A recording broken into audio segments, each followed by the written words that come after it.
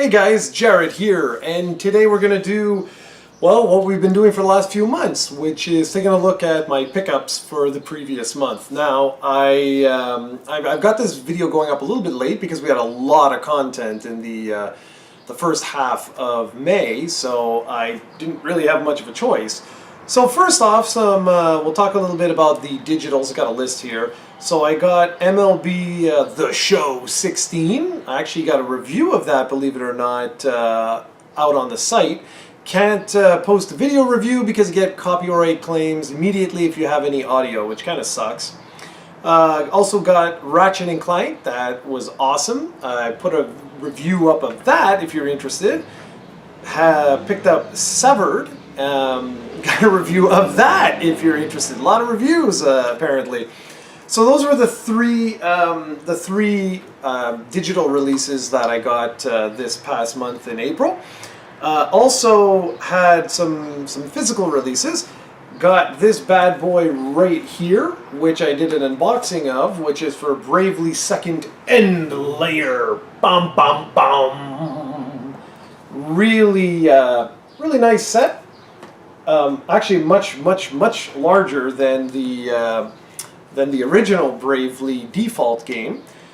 The biggest surprise of the month, bar none, was this right here, Summon Night 5 on the PlayStation Portable. Did a little unboxing of this, and it's got came with a CD, the original soundtrack. Really floored by this, to be honest. A brand new PlayStation Portable UMD release in 20. What is the actual date? It should be 2016, but I think it was manufactured. Yeah, it was manufactured in 2015, but it only shipped out in April. Actually, late March, if I'm not mistaken. So yeah, Summon Night 5. I can't get over that. I'm still floored that I'm holding a UMD PlayStation Portable release in 2016. Brand new game. Crazy. Cranberry sent over, I forget what this one was called, Nitro Plus Blasters. Heroines Infinite Duel. Haven't had a chance to actually go through this yet. This is a fighting game. She knows I like fighters, and she said that this was actually kind of a wacky fighter, so she picked this up for me because I had changed some of the batteries in her game. She didn't need to do this at all, but that was super cool. Really appreciate that. And there wasn't much else. There was only one other thing that I had purchased this particular month, and something very cool, which I'm going to do a whole video on in the near future.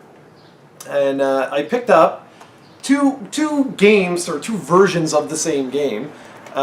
This right here, Oddworld New, what is it called? New and Tasty. Oddworld Abe's Odyssey.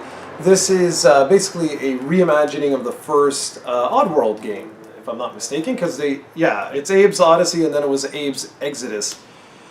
So why is this kind of cool? What makes this so different or whatever? Well, if you look at the bottom right-hand corner, you see what it says right over there?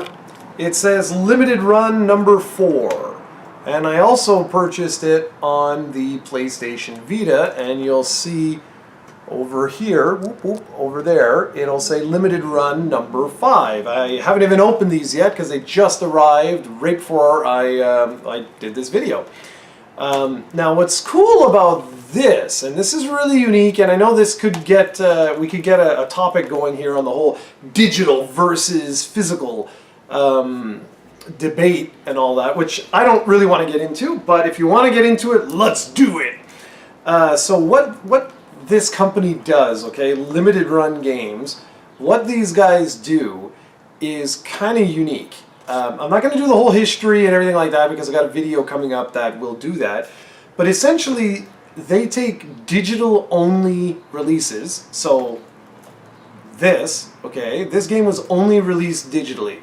And what they'll do is they'll make like 5,000 copies, 2,000 copies, 3,000 copies, whatever, of individual releases like this, and they put it out there. And they usually sell out, like this one, This one I think broke the record, was like 15 minutes or something like that, and it was gone. Like you couldn't get it. What limited run games does though, that's kind of cool, is they put one, like half the batch goes up at like 10 o'clock in the morning, and then half the batch goes up at 6 o'clock in the afternoon. And they do that on purpose to give you a chance to purchase the game you want. So PlayStation Vita games disappear very, very quickly because there are so few physical releases left for the PlayStation Vita that it's rare that they get released. So they disappear like instantly. For the PlayStation 4, they usually last a little bit longer. Why would I purchase both versions of these? Just so that I can have them. That's the reality. I have all the other limited run games, and I just want to keep going with this particular set. That's all it is. What's really cool with this is, I already own the game digitally, but what's really cool with the limited run like series, if you will, is that if you are like a hunter of rare games for modern day consoles, I guess I'd let you know right now, you should be checking out limited run games like all the time, because they only make so many. Like if there's only 2,000, and there's not. I think there was 5,000 for this particular game of each one. But let's say there's 5,000 of this, okay, for the PlayStation Vita. How many other games do you know of where there's only 5,000 copies made? So I'm actually got another video coming up, I think next month, where I talk about rare games to look out for on the PlayStation 4 and on the PlayStation Vita. And essentially what I'm talking about is pretty much all of the limited run games, stuff like Retro City Rampage, things like that, because there's only a couple of thousand that were made, period. Like in the future, these are going to be exceedingly rare games.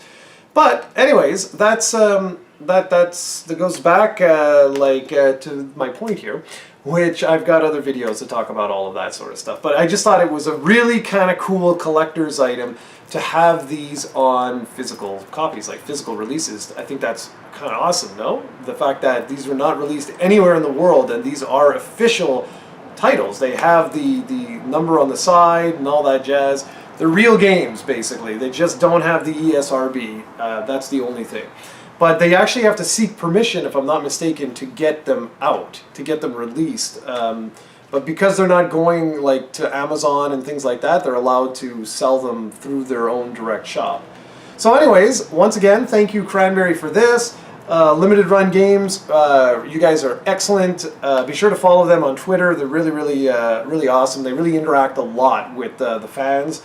Summon Night 5, absolutely excellent. UMD release, which was shocking, from Gaijin Works.